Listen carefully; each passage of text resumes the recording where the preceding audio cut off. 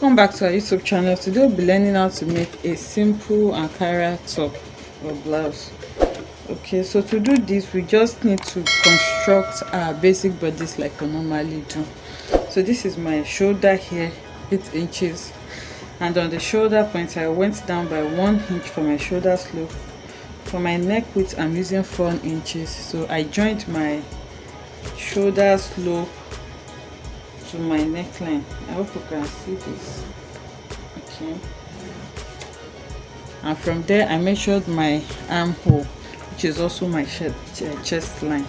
So now the next thing is for me to draw my armhole curve. So using my curved ruler I'll find a perfect curve and then I'll draw my armhole curve. On my chest line I'm going to take my bust measurement with 1 inch allowance and 1 inch for ease because it's going to be a free dress. Then I'll go over to my waistline, take my waist measurement, and then my blouse length is a long blouse I can wear on jean. So the length of this blouse is 30 inches. Okay, so it's 30 inches long. It's a long blouse. So now I just need to connect my measurements together and then I'm going to shape the side of my blouse.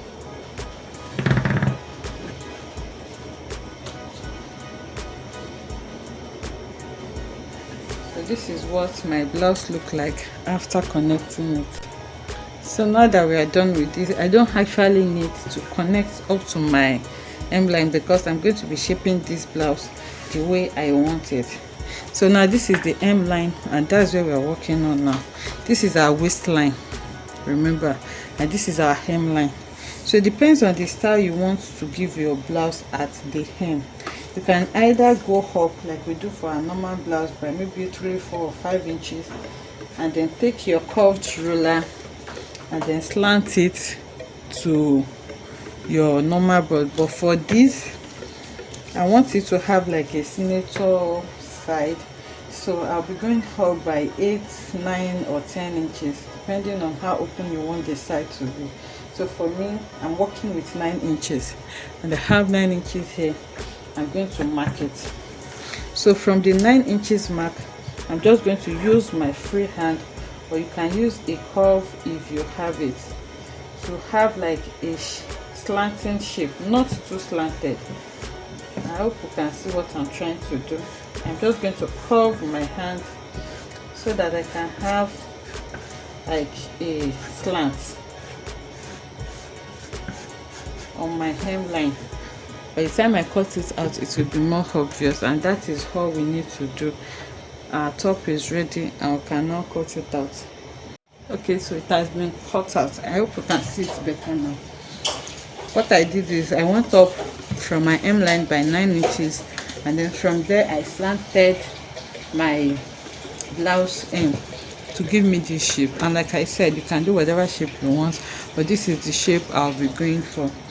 So this is my front and back piece. I'm cutting it together the same way without zipper around because this is not going to be having a zipper. So to shape the neckline, for my front neckline I'm going down by 6 inches or 5 inches depending on how. Let me just go with 5.5. This depends on how low you want it to be. And remember we took a neck width of 4 inches. So using my curved ruler I'll connect that, and for my back neckline it's going to be higher, so I can do 1 inch or 1.5 inches depending on how low I want it to be. So for my back I'm going for a 1.5 inch back depth, and I'm also going to connect that to my neckline width. Okay, so I'm cutting this house now. I'll cut out the back neckline first and then removing my back I'm going to cut the front separately because the front is deeper than the back. And we are done. So this is our back, this is our front. for ease of wearing, you know there's no zipper here, I'll be slanting the back by 4 inches. So I'm going to cut it off by 4 inches. You can cut it now or when you're adding your facing. So I'm going to be opening the back so that the person can wear it easily, and then I'll put spotting. Okay, so now I'm going to cut my facing. Okay, so I've cut facing for this. So it's just by placing it on each other and then cutting it exactly the same way, but a shorter version, just to turn it like a lining. So now what I'm going to do is to place my main fabric and my facing right side facing right side, and then I'm going to match it with each other. But in the case of the back, I'm going to create like a loop that will serve as my button, or just a straight line that I'm going to bend like this, that my button can just enter, and then place it in between one side like this before I sew it round. Okay, so I'll go to the machine now and do that. I'll do that for both the front and the back, because I already cut facing for the back also. So just like I did for the front, right side facing right side, I'm going to place the facing against the main bodies, and then I'll sew it round and then notch it. So I also cut my sleeve, a basic sleeve, and this is not going to be having any lining, so it's very easy to make. The basic sleeve, and I also cut it already. So go over to the machine now and start to sew. So like I was saying, for the back, I just made a straight rope with the Ankara, then I turned it. So I'm going to fold it like this in form of a loop, and I'm going to place it in between one of the sides on top like this, leaving like ½ inch space for turning, depending on how big the button you're working with is. That's how big your loop is going to be.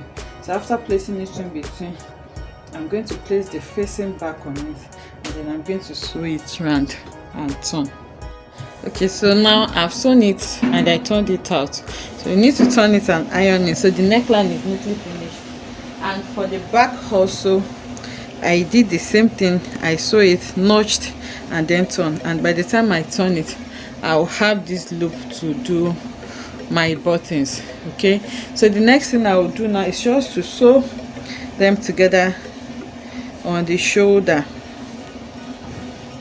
I'm going to join the shoulders together, and then the 1 inch allowance that I used, seam allowance that I left, I'll sew the sides using the 1 inch seam allowance like this, and then I'm going to attach my sleeves here. Okay, so it has been sewn on the shoulder together, and I've also attached my sleeve, and I shaped the side. So I stopped at the 9 inches mark where we used to curve it, so that this side will be opened like this. So turning it out, this is what we have. So we have this now, and I'll be aiming the down part following the curve that we made. So I'm going to do that, then show us the finished look. This is what the blouse looks like after sewing it. You can see the curvy edges, and I aimed it inside like this. Okay. So this is the sleeve, and this is the back. So this is the look for the button, and I'm going to be fixing a button here to button it up. You can see how simple it is to make this beautiful top. If you enjoyed this video, kindly like and subscribe to our channel so that I get notification anytime we upload new videos. See you in the next one. Bye.